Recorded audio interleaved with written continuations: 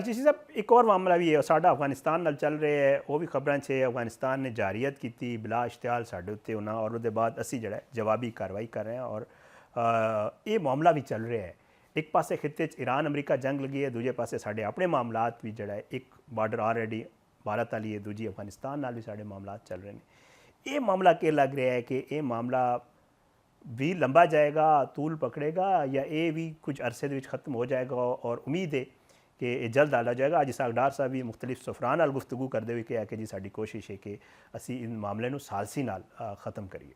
देखिए वो तो शायद साहब DGISPR ने पहले दिन ही कह दिता सी कि उन्होंने कह दिता सी कि बुनियादी तौर ते ਤੁਸੀਂ ਸਾਨੂੰ ਅਗੇਂਸਟ ਦਾ ਵਾਲ ਕਰੋਗੇ ਤੇ ਅਸੀਂ ਹਿੱਟ ਆਊਟ ਕਰਾਂਗੇ। ਹੁਣ ਉਹਨਾਂ ਨੇ ਡਿਸਾਈਡ ਕਰਨਾ ਹੈ ਕਿ ਕਿੰਨਾ ਕੋ ਪਨਿਸ਼ਮੈਂਟ ਲੈਣਾ ਚਾਹੁੰਦੇ ਨੇ ਹੋਰ ਸਾਡੇ ਕੋਲੋਂ, ਕਿਉਂਕਿ ਅਲਹਮਦੁਲਿਲਾ ਕੈਪੇਬਿਲਿਟੀ ਵਾਈਜ਼ ਤਾਂ ਸਾਨੂੰ ਕੋਈ ਮਸਲਾ ਨਹੀਂ ਹੈਗਾ।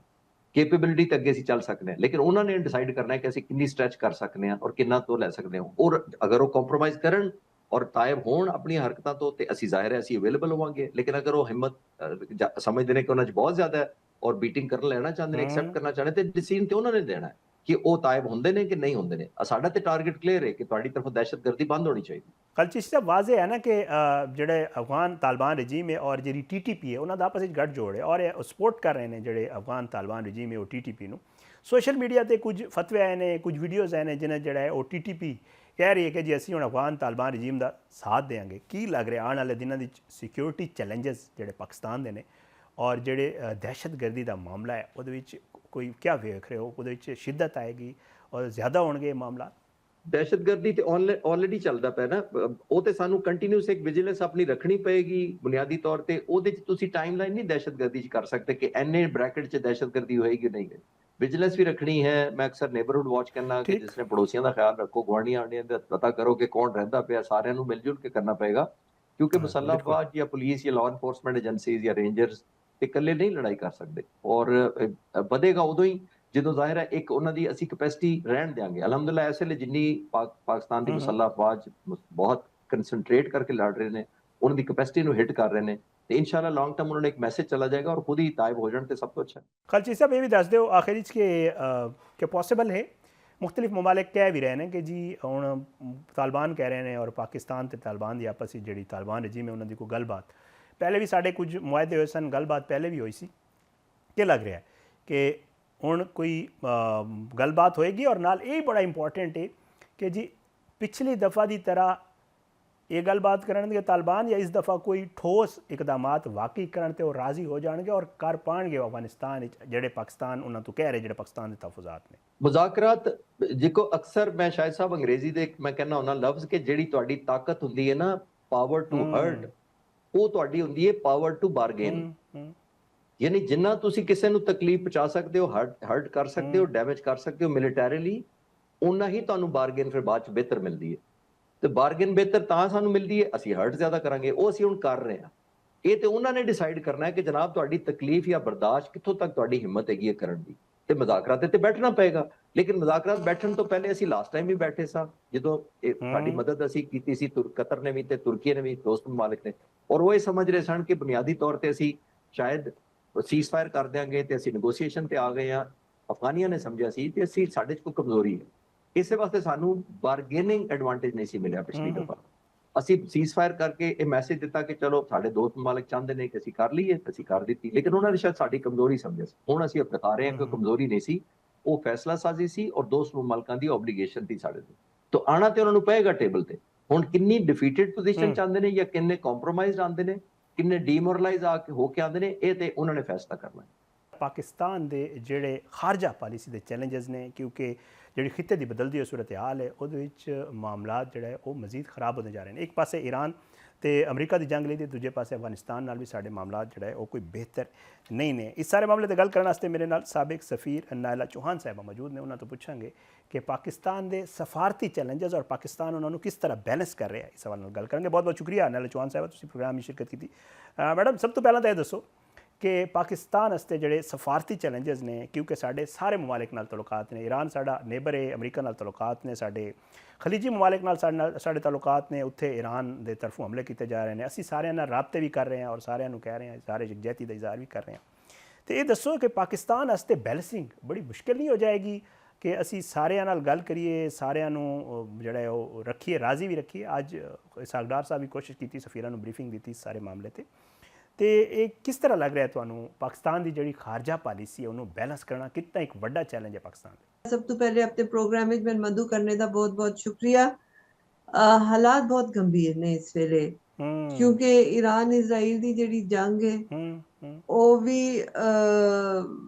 ਇਸ ਵੇਲੇ ਇੱਕ ਨਏ ਮੋੜ ਤੇ ਹੈ ਵੇ। ਦੂਸਰਾ ਤੁਸੀਂ ਦੇਖੋ ਕਿ ਅਫਗਾਨਿਸਤਾਨ ਨੇ ਜਿਸ ਤਰ੍ਹਾਂ ਤੁਹਾਡੇ ਨਾਲ ਕੀਤਾ ਹੈ ਤੇ ਤੁਹਾਨੂੰ ਜਵਾਬੀ ਕਾਰਵਾਈ ਕਰਨੀ ਪਈ। ਫਿਰ ਐਕਸਕਿਊਜ਼ ਮੀ, ਮੋਦੀ ਸਾਹਿਬ ਚੱਲ ਪੜੇ ਤਲ ਅਵੀਵ। ਕੀ ਕਰਨੇ ਗਏ ਸਨ, ਕੀ ਲੈਣ ਗਏ ਸਨ, ਕਿ ਉਹਨਾਂ ਨੇ ਉੱਤੇ ਸਮਝੌਤੇ ਕੀਤੇ। ਤੇ ਇਸ ਵੇਲੇ ਹਾਲਾਤ ਜਿਹੜੇ ਨੇ ਨਾ ਉਹ ਬਹੁਤ ਹੀ ਪੇਚੀਦਾ ਨੇ, ਔਰ ਬਸ ਤੁਸੀਂ ਇਹ ਦੁਆ ਕਰ ਸਕਦੇ ਹੋ ਕਿ ਅੱਲਾ ਜਿਹੜਾ ਹੈ ਖੈਰ ਕਰੇ। ਇਸ ਰਮਜ਼ਾਨ ਦੇ ਮਹੀਨੇ ਵਿੱਚ ਇਮਾਮ ਖਾਮੇਨਾਈ ਨੂੰ ਸ਼ਹੀਦ ਕਰ ਦਿੱਤਾ ਗਿਆ। ਈਰਾਨੀ ਕੌਮ ਨਾਲ ਸਾਡੀ ਪੂਰੀ ਤਾਜ਼ੀਅਤ, ਲੇਕਿਨ ਇਹ ਵੇ ਕਿ ਇੱਕ ਬੰਦੇ ਦੇ ਜਾਣ ਨਾਲ ਮੁਲਕ ਨਹੀਂ ਬਦਲ ਜਾਂਦਾ। ਜਿਹੜੀ ਇਨਕਲਾਬ ਦੀ ਬੁਨਿਆਦਾਂ ਨੇ ਉਹ ਪਿਛਲੇ 40 ਸਾਲ ਦੀਆਂ ਨੇ, ਔਰ ਇਮਾਮ ਖਾਮੇਨਾਈ ਨੇ ਇਹਨਾਂ ਬੁਨਿਆਦਾਂ ਨੂੰ ਪੱਕਾ ਕੀਤਾ ਸੀ। ਔਰ ਅਬ ਉਹਨਾਂ ਨੂੰ ਅਹਿਸਾਸ ਸੀ ਕਿ ਉਹ ਟਾਰਗੇਟ ਹੋ ਸਕਣ, ਇਸ ਵਾਸਤੇ ਉਹਨਾਂ ਨੇ ਇੱਕ ਸਕਸੈਸ਼ਨ ਪਲਾਨ ਵੀ ਬਣਾ ਲਿਆ ਸੀ, ਜਿਹੜਾ ਕਿ ਇਸ ਵੇਲੇ ਅਮਲ ਪੈਰਾ ਹੋ ਰਹੇ ਨੇ। ਔਰ ਇसी ਵਾਸਤੇ ਤੁਸੀਂ ਦੇਖੋ ਕਿ ਈਰਾਨ ਨੇ ਹਥਿਆਰ ਨਹੀਂ ਡਾਲ ਦਿੱਤੇ, ਬਲਕਿ ਜ਼ਿਆਦਾ ਮਿਜ਼ਾਈਲ ਦੇ ਅਟੈਕਸ ਇਜ਼ਰਾਈਲ ਤੇ ਉਹ ਖਲੀਜੀ ਮਮਾਲਿਕ ਦੀ ਜਗ੍ਹਾ ਜਿੱਥੇ ਅਮਰੀਕੀ ਜਿਹੜੇ ਅੱਡੇ ਨੇ ਉਹਨਾਂ ਤੇ ਅਟੈਕ ਹੋ ਰਿਹਾ ਹੈ। ਨਾਲ ਚੌਹਾਨ ਸਾਹਿਬ, ਸਾਰੇ ਮਾਮਲਾਤ ਦਾ ਜਿਹੜਾ ਹੱਲ ਹੁੰਦਾ ਉਹ ਤਾਂ ਜ਼ਾਹਿਰ ਗੱਲ ਹੈ ਮੁਜ਼ਾਕਰਾਤ ਹੀ ਹੁੰਦਾ ਨਾ, ਆਖਿਰ ਤੇ ਮੁਜ਼ਾਕਰਾਤ ਹੀ ਆਉਂਦਾ। ਮੈਂ ਅਗਰ ਤੁਹਾਡੇ ਕੋਲ ਪੁੱਛਾਂ ਕਿ ਅਗਰ ਅਮਰੀਕਾ ਈਰਾਨ ਦੇ ਮਾਮਲਾਤ ਦੇ ਨਾਲ ਗੱਲ ਕਰਾਂ, ਕੀ ਨਜ਼ਰ ਆ ਰਿਹਾ ਆਖਿਰ ਤੇ ਮਾਮਲਾਤ ਜਿਹੜੇ ਉਹ ਮੁਜ਼ਾਕਰਾਤ ਗੱਲਬਾਤ ਵਾਲੇ ਪਾਸੇ ਜਾਣੇ ਨੇ? ਕਿਉਂਕਿ ਈਰਾਨ ਫਿਲਹਾਲ ਤੇ ਈਰਾਨ ਕਹਿ ਰਿਹਾ, ਅਲੀ ਲਾਰੀਜਾਨੀ ਸਾਹਿਬ ਦੀ ਅੱਜ ਸਟੇਟਮੈਂਟ ਸੀ ਕਿ ਉਹ ਕੋਈ ਮੁਜ਼ਾਕਰਾਤ ਨਹੀਂ ਕਰ ਰਹੇ। ਕੀ ਲੱਗ ਰਿਹਾ ਹੈ ਕਿ ਇਹ ਮਾਮਲਾ ਜਿਹੜਾ ਹੈ ਉਹ ਕੋਈ ਮੁਜ਼ਾਕਰਾਤ ਦੀ ਮਾਮਲਾਤ ਵਿੱਚ ਕਮੀ ਦੀ ਕੋਈ ਸੂਰਤ ਹਾਲ ਨਜ਼ਰ ਆ ਰਹੀ ਹੈ ਈਰਾਨ ਅਮਰੀਕਾ ਦੇ ਵੱਲ ਨਾਲ? ਅਗਰ ਮੈਂ ਗੱਲ ਕਰਾਂ ਇਸ ਵੇਲੇ ਜਿਹੜੀ ਜੰਗ ਦੇ ਬਾਦਲ ਛਾਏ ਦੇ ਨੇ, ਜੈਸੇ ਮੈਂ ਪਹਿਲੇ ਵੀ अर्ज ਕੀਤਾ ਕਿ ਇਜ਼ਰਾਈਲ ਔਰ ਅਮਰੀਕਾ ਦਾ ਮਨਸੂਬਾ, ਅਮਰੀਕਾ ਤੇ ਕਹਿ ਰਹੇ 4 ਹਫ਼ਤੇ ਦਾ, ਇਜ਼ਰਾਈਲ ਵਿੱਚ 4 ਹਫ਼ਤੇ ਤੇ ਕਿਹਾ 4 ਦਿਨਾਂ ਦਾ ਜਿਹੜਾ ਉਹ ਸਟੈਮਨਾ ਨਹੀਂ ਹੈ। ਲੇਕਿਨ 4 ਹਫ਼ਤੇ ਦੀ ਕਰ ਲੋ।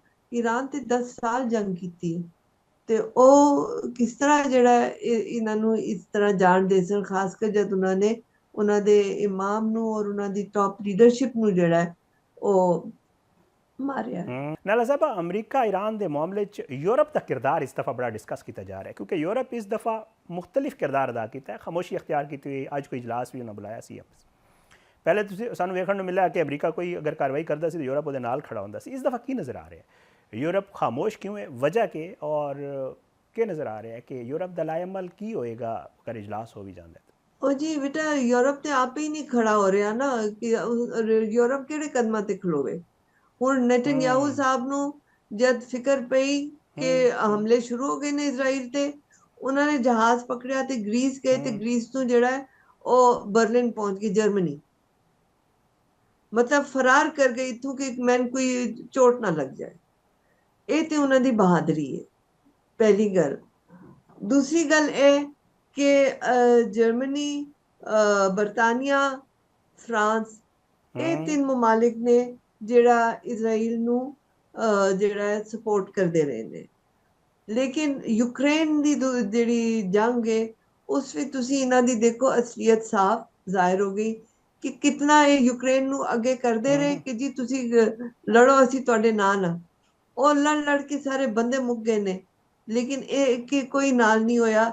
ਨੇਟੋ ਵਿੱਚ ਯੂਕਰੇਨ ਨੂੰ ਮੈਂਬਰਸ਼ਿਪ ਨਹੀਂ ਦਿੱਤੀ ਗਈ, ਔਰ ਉਹ ਕਿਤਨੇ ਟੁੱਟ ਭੱਜ ਕੇ ਉਹ ਮੁਲਕ ਤਬਾਹ ਹੋ ਰਿਹਾ।